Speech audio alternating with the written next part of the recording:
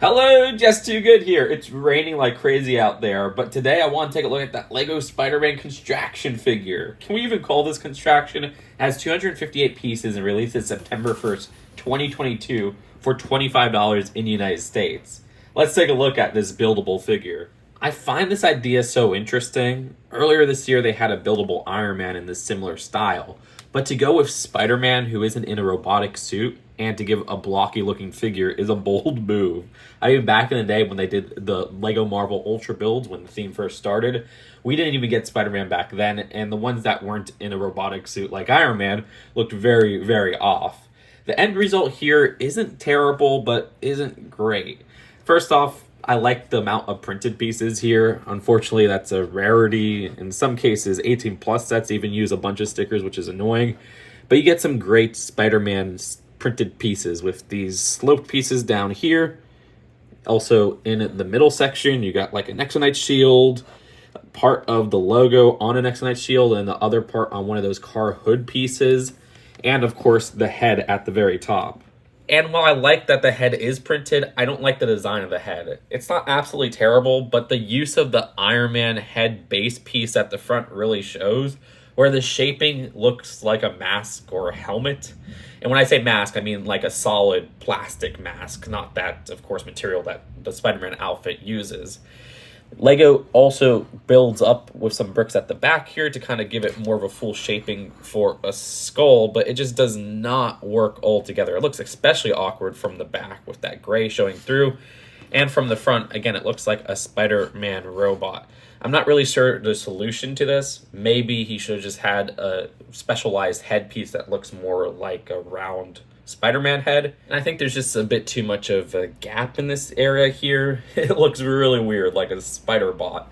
And these shoulder pads really don't work, where it adds to almost the knight-like look to Spider-Man. And these are just clipped on, so you could actually get a little bit of movement up and down from them. So each arm is the same build reversed. We have a ball joint in the shoulder right there, so you get some articulation. And then also a 1x2 plate connection, where those 1x2 plates are connected there, so you can move this up and down this way.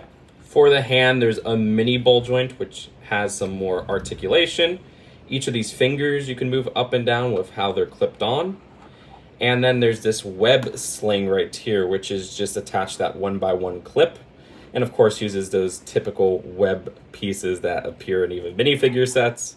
And that works pretty well when you look from the side even, though I will say, looking at the hand right here, that gray just ruins so much, and that black right there. They contrast so much with the red and blue color scheme that we expect from Spider-Man. The same goes with that attachment for the ball joint for the head right there, where that gap is very noticeable. It just does not look right for those small parts that make it look more like a robot than anything. Again, same build for the other arm as well, with that ball joint at the shoulder, the attachment of the 1x2 joints right here, and then a mini ball joint at the hand, and each of those fingers just being clipped on. I really like how the torso is attached with a ball joint at the bottom here. I wasn't expecting that, but that just adds a whole level of articulation just with moving the center body there. That's really neat.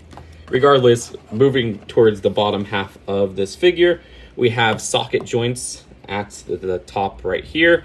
We have an attachment of a ball joint just in the middle section. This knee part is actually interesting, how they clip it on with a clip attachment, and you just kind of push it down here to lock it more in place. As for the printed pieces, I like getting those once again. Nice side detailing too, where some parts are covered up with that Nexo shield. We also got some sloped pieces at the side of this part of the legs.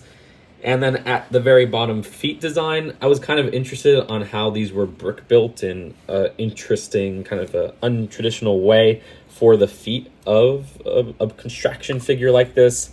I like how they use some studs not on top techniques and plate combinations to make just a little bit more substantial feet for Spider-Man here. I like the detailing there, and that's just attached with a ball joint, so you get some articulation as well. And they're flat enough to really support the figure. But having him all standing up like this It's time to pose this robotic Spider-Man. All right, let's try this one without even a cut. He's flying. No, it looks like he's surfing or something there. T-posing for the thumbnail. Though I think T-posing him like this shows just a lot of the flaws of this build, where you can see the gray showing through. The head just has that detachment there that makes it look a lot like a helmet or a robotic mech mask. And then we have these shoulder pads right here, which give it more of that battle look. Gray showing through here. Whatever. Last pose. I don't know. I like this pose. But that's it for the build of the set. Let's take a look at the packaging and then the final verdict. Here's the box for this set. One thing I find super interesting is this new title design for Spider-Man. That logo I haven't seen used on other LEGO Spider-Man sets, so I wonder how that'll be used in the future. We also got some side art right here, which I don't remember the red being behind there on some other sets. And then at the back, another shot of the set. And the instructions are those gross-looking instructions with that blue and white design. And we have an advertisement for the other two figures.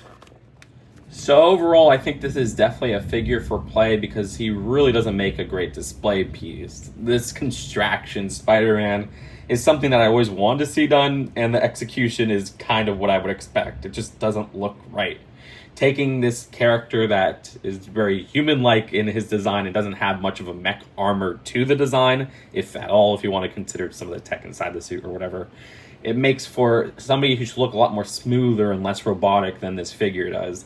And the execution is really something that I think is very sturdy for play, so I could see the appeal being towards younger kids, but as an adult for display, I don't see the appeal here. With all things considered, I'd rate this set a 5 out of 10. I don't think the price for $25 is bad by any means, I just don't think the design here is really worth it. Let me know what you guys think in the comments below. Subscribe for more LEGO news and commentary, and I'll see you guys later. Peace out. Bye.